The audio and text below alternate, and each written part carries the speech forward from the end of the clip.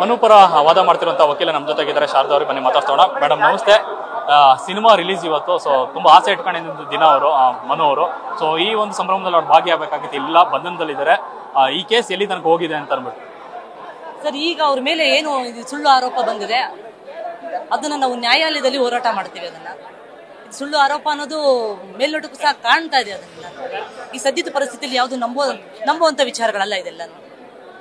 ಒಂದಷ್ಟು ವಿಡಿಯೋ ದಾಖಲೆಗಳು ನೋಡಿದಾಗ ಅವರೇ ಒಪ್ಕೊಂಡಿದ್ದಾರೆ, ಮಿಂಚು ಅಂದ್ರೆ ಸಂತ್ರಸ್ತೆಗೆ ಒಂದು ಬಾಳ್ ಕೊಡ್ತೀನಿ ಅಂತ ಅವ್ರು ನೇರವಾಗಿ ಹೇಳ್ಕೊಂಡಿದ್ದಾರೆ. ಅದೆಲ್ಲ ಸುಳ್ಳು ಅಂತ ಅನ್ಸುತ್ತೆ ಸರ್. ಇವತ್ತಿಂದು ನೀವು ವಿಡಿಯೋನು ಅಬ್ಸರ್ವ್ ಮಾಡ್ಬೋದು. ಅದ್ರಲ್ಲಿ ಅವರು ಮನು ಅವ್ರದ್ದು ಯಾವ್ದು ತಪ್ಪಿಲ್ಲ, ನಾನೇನು ಸತ್ರ ನನ್ನ ಸಾವಿಗೆ ನಾನೇ ಕಾರಣ ಅಂತ ಹೇಳಿದ್ದಾರೆ. ಈ ರೀತಿ ಅವರ ಆತ್ಮಹತ್ಯೆ ಮಾಡ್ಕೊಳ್ತೀನಿ ಅಂತ ಬೆದರಿಕೆ ಹಾಕಿ ಕೆಲವೊಂದು ವಿಡಿಯೋಗಳನ್ನ ಮಾಡ್ಕೊಂಡಿರ್ಬೋದು. ಮತ್ತು ಯಾವುದೇ ವಿಡಿಯೋ ಅಲ್ಲಿ ಸಂಪೂರ್ಣವಾಗಿಲ್ಲ, ಎಲ್ಲೆಲ್ಲ ಒಂದೊಂದು ನಿಮಿಷದ ವಿಡಿಯೋಗಳಿದೆ. ಹಾಗಾಗಿ ಎಡಿಟ್ ಮಾಡೋದನ್ನ ಹಾಕಿರ್ಬೋದು. ಸದ್ಯದ ಈಗಿನ ಪರಿಸ್ಥಿತಿನಲ್ಲಿ ಯಾವುದೋ ವಿಡಿಯೋಗಳನ್ನು ನಂಬುವಂತ ಸಾಧ್ಯತೆಗಳಿಲ್ಲ ಸರ್. FIR ನಲ್ಲಿ ನೋಡೋದಾದ್ರೆ ಡೀಟೇಲ್ ಆಗಿ ಒಂದಷ್ಟು ಬರ್ದಿದ್ದಾರೆ. 5-6 ವರ್ಷದಿಂದ ಪರಿಚಯ ಇರೋದಾಗ್ಲಿ, ಅವತ್ತು 2021ರಲ್ಲಿ ಏನು ಅತ್ಯಾಚಾರ ಆಗಿದೆ ಅಂತ ಆರೋಪ ಮಾಡಿದ್ರು, ಅದೆಲ್ಲವೂ ಡೀಟೇಲ್ ಆಗಿ ಕೊಟ್ಟಿದ್ದಾರೆ. ನಿನ್ನೆ ಕೂಡ ನೇರವಾಗಿ ಹೇಳ್ಕೊಂಡಿರೋ ಸಂತ್ರಸ್ತೆ ಸರ್. FIR ನಲ್ಲಿ ಅವ್ರು ಹೇಳೋದು 29/11/2022ರಲ್ಲಿ ನನ್ನ ಮೇಲೆ ಈ ಕೃತ್ಯ ನಡೆದಿದೆ ಅಂತ ಹೇಳ್ತಾರೆ.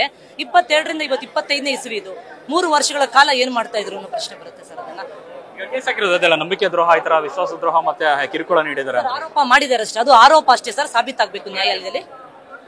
ಅದು ಆರೋಪ ಅಷ್ಟೇ.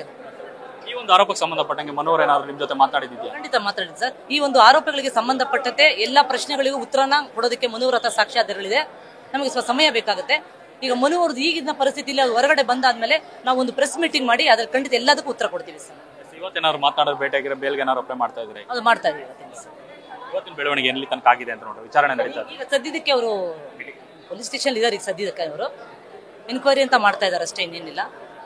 ಇಬ್ಬರು ಒಟ್ಟಿಗೆ ಒಂದೇ ಕಡೆ ಸೇರಿಸಿದ್ದಾರೆ, ಮಾತನಾಡ್ತಿದ್ದಾರೆ, ವಿಚಾರಣೆ ನಡೀತಾ ಇದೆ ಅನ್ನೋದು. ಇಬ್ರು ಮುಖಾಮುಖಿ ಆಗಿದ್ದಾರೆ? ಖಂಡಿತ ಇಲ್ಲ ಸರ್, ಇಲ್ಲ ಸರ್. ಯಾವ ವಿಕ್ಟಿಮ್ ಇಲ್ಲಿ ಬಂದಿಲ್ಲ, ಪೊಲೀಸ್ ಸ್ಟೇಷನ್ಗೆ ಬಂದಿಲ್ಲ. ಅವರು ಮನುವನ್ನಷ್ಟೇ ಎನ್ಕ್ವೈರಿ ಮಾಡಿದ್ದಾರೆ. ಅದೇಕಂದ್ರೆ ಅವ್ರು ಯಾವುದೇ ಒಂದು ಹೆಣ್ಣು ಮಗು ಒಂದು ಕಂಪ್ಲೇಂಟ್ ಕೊಟ್ಟ ಮೇಲೆ ಅದನ್ನ ಎನ್ಕ್ವೈರಿ ಮಾಡಬೇಕು. ಅದು ಪೊಲೀಸ್ ಅವರ ಡ್ಯೂಟಿ ಆಗಿರುತ್ತೆ, ಅದನ್ನ ಅವ್ರು ಮಾಡ್ತಾ ಇದ್ದಾರೆ. ಇದಿಷ್ಟು ವಕೀಲೆ ಶಾರದಾ ಅವರ ಮಾತು. ಕ್ಯಾಮ್ರಾ ಪರ್ಸನ್ ಬೈರೇಶ್ ಜೊತೆ ಲೋಕೇಶ್, ಫಸ್ಟ್ ಬೆಂಗಳೂರು